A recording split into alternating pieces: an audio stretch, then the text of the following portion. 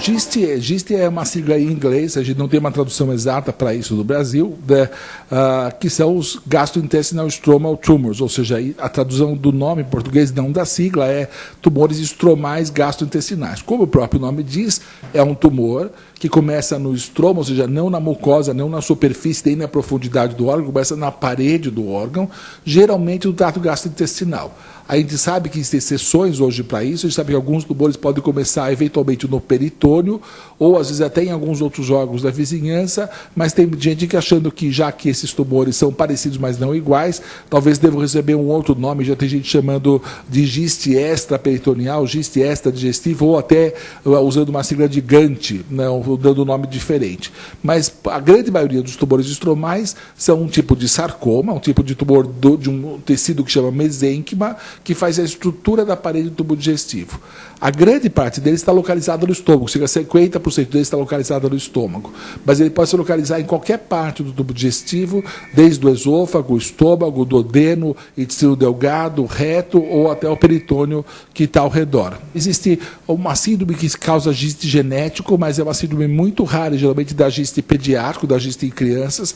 Para o adulto não existe um componente genético conhecido, embora existam mutações que a gente sabe que vão levar ao GIST, mas a gente não tem um risco genético conhecido e não se conhecem fatores de risco. Não está relacionado com o tabagismo, com dieta gordurosa. É um tumor pouco frequente da população, para o qual os fatores epidemiológicos, esses fatores desencadeantes, não são conhecidos.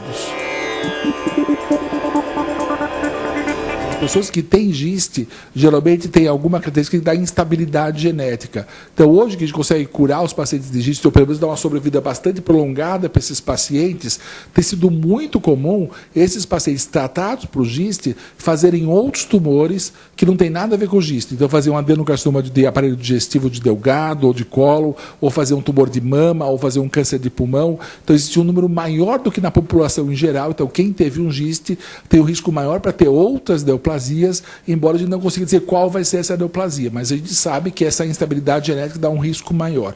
Mesmo com relação à neurofibromatose, que é considerado um fator de risco, também é uma doença rara, né? E não é obrigatório que você tenha neurofibromatose para que você tenha GIST. Então, achar pessoas com GIST e neurofibromatose acaba sendo mais rara ainda. Então, acho que é uma associação muito fraca, porque nem todo mundo que tem neurofibromatose vai ter GIST, e a grande parte dos pacientes que têm GIST não tem neurofibromatose. O que a gente recomenda com um pressuposto da saúde boa em geral, né, que é manter o peso adequado, fazer exercício físico, não se estressar, evitar o consumo de substâncias tóxicas e assim por diante, mas que vale como uma medida geral nem só para câncer, vale para todos os tipos de câncer, mas também vale para evitar hipertensão e outras doenças, diabetes, outras doenças mais. Então é uma vida saudável, é a única coisa que você pode fazer para evitar o GIST. Não existe nenhum remédio que você possa tomar para evitar que você tenha GIST. Os sintomas vão depender basicamente da localização dos GISTs. A grande parte deles hoje é achado em pacientes assintomáticos. O paciente não sente nada, vai fazer uma endoscopia por uma gastrite, por alguma outra causa, e acha uma bolinha no estômago, da qual ele não sente absolutamente nada, né?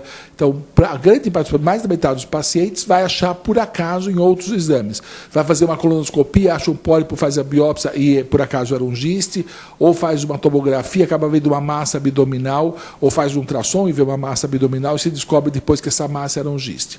Quando eles dão sintomas, eles podem causar dois tipos de sintomas. Ou eles se ulceram e vão dar sangramento, então pode ser tanto sangramento por via alta, então você vomita e sai sangue, ou você tosse e sai sangue e você vai ver esse sangue, ou pode ser um sangramento por via baixa, que pode ser um sangue que sai digerido, que é um sangue que parece aquela que chama de pó de café usado, é uma borra de café, que é o sangue digerido, ou pode ser sair sangue vivo mesmo. Os tumores de reto pode ser sangramento vivo nas fezes. Quando eles ficam muito grandes e não dão sangramento, eles podem causar obstruções.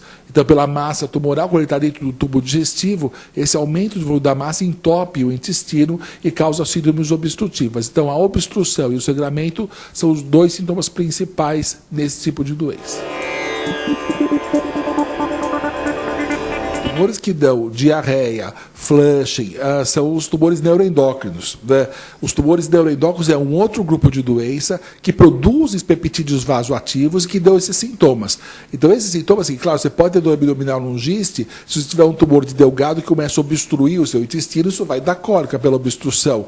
Mas não tem por que um giste dar flushing, quer dizer, um vermelhidão, fogacho, isso não é uma característica do giste, a gente tem que pensar obrigatoriamente que possa existir um outro tumor causando esse quadro, que às vezes é confundido, porque os tumores estromais gastrointestinais se confundem com os tumores neuroendócrinos na sua apresentação e no seu formato. Todos eles formam bolinhas na parede do tubo digestivo, né? Então você pode estar confundindo o tumor neuroendócrino com giste, e aí o diagnóstico da patologia é fundamental para diferenciar uma doença da outra doença. A suspeita do giste aparece quando você acha uma lesão, né? Você acha uma lesão nodular ou polipóide na parede do tubo digestivo e que não está ulcerada na mucosa, isso é sempre suspeito para ser giste, mas a confirmação do giste tem que ser sempre feita por exame anatopatológico. Você precisa colher uma biópsia da lesão, mandar para o patologista para que ele olhe, e muitas vezes, como o giste pode ter um padrão muito diferente de se analisar, e às vezes parece células fusiformes, às vezes parece células todas enovoladinhas arredondadas. Então, você precisa fazer uma imunohistoquímica para uma proteínazinha chamada c-KIT, ou CD117. Essa proteína CD117 é c-KIT que dá o diagnóstico de certeza do giste. Mas existem 5% dos gistes que não tem essa proteína e que o patologista vai definir ou pela morfologia ou por uma outra proteína chamada DOG1, né, o DOG1, né, que é Discovery on Gist.